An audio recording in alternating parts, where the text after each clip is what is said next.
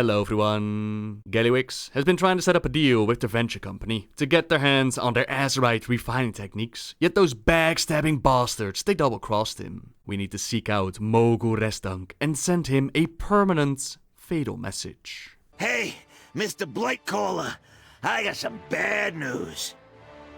Mogul Resdunk double-crossed us. It was crazy. I never seen the green bastard back out of a deal like that. You wouldn't believe. Pull yourself together, trade prince.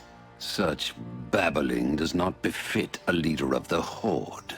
Well, excuse me, Banshee Prince. Sorry if I'm rattled after nearly getting killed. In a deal I was against making in the first place. The war chief will not be pleased. We were counting on Razdunk's methods of refining Azerite in our war against the Alliance. That deal was more trouble than it was worth. There is an easier way to get what we want, by cutting out the middleman, if you get my drift. Indeed. Champion, head to Kezan. Acquire the Azerite refining techniques we were promised, and make Mogul Razdunk suffer for breaking his word to the Dark Lady. Back to Kezan it is, that island from which the build for the goblins evacuated as Mount Kajaro erupted. Back then, it was assumed that Deathwing and the Cataclysm caused it. Gallywix even pointed a finger at the adventurers, but before the storm, we read about Gallywix having his forces dig so deep that he became the first to find Azerite, and might have, accidentally destroyed the island. With the sword sticking in Silithus, a whole bunch more of Azerite has now spawned at Kezan, which the venture company is gladly making use of. Backstabbing Gallywix and the Horde in this deal, that can't go unanswered, so we move in and we take them on, with the first boss being the coin-operated crowd pummeler. Venture Company thanks you for your patronage. Please enjoy your purchase of the basic pummeling package. When goblins fight, the winner of the argument, that is the one with the deepest purse, as they can afford to pay the pummeler. He empowers his claw with Shocking Claw, and he launches foot bombs across the field. While the goblins cheer on the battle, we can kick those bombs back to the pummeler, which increases damage taken. If you don't, the bombs will explode on their own, so best to make use of it and get rid of their first defense. Systems failing. Coin release malfunction. Onwards to the Lucky Strike mines, where they have no problem with dropping as many bombs on us as they can. You want to stay out of the polluted water as you make your way to the rather disturbed elemental. Some of you might be wondering why exactly the Alliance goes into the Motherlode, and that's connected to the Dark Iron Allied Race recruitment. During that scenario, we learn that the Blackrock Mountain, it's also become quite a hotspot for Azerite, and the Dark Irons are refining their own techniques to deal with it. The goblins of the Venture Co, they had the balls to attack them, even steal iron foe from Talon Dark Anvil, which were asked to get back from the Motherlode. To do that, we'll first have to get past this disturbed powerful earth spirit, Azeroth, who has taken physical form to exact vengeance. You trespass in my domain!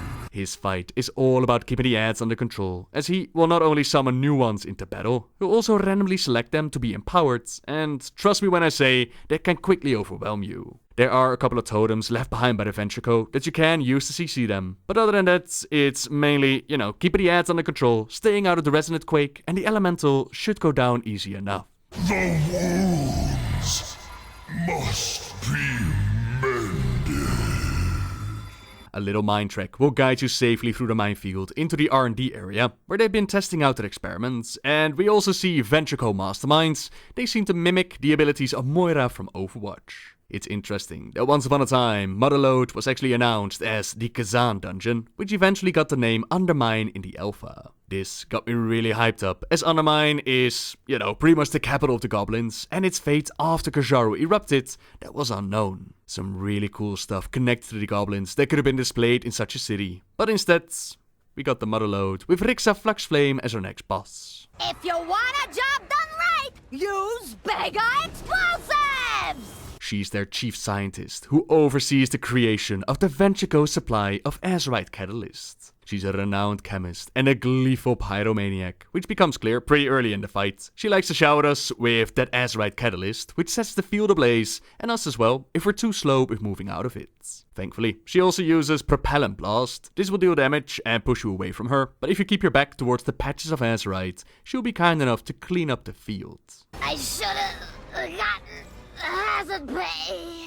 From R&D, we go through the VMZ, the final hurdle of reaching the Goblin behind the operations on Kezan. To assist their forces, the Goblins have littered the field with crawling mines, a nice little reminder of the days of Siege of Orgrimmar, but nothing is going to stand in our way of reaching Mogul Razdunk. Do you bums realize how much property damage you've done?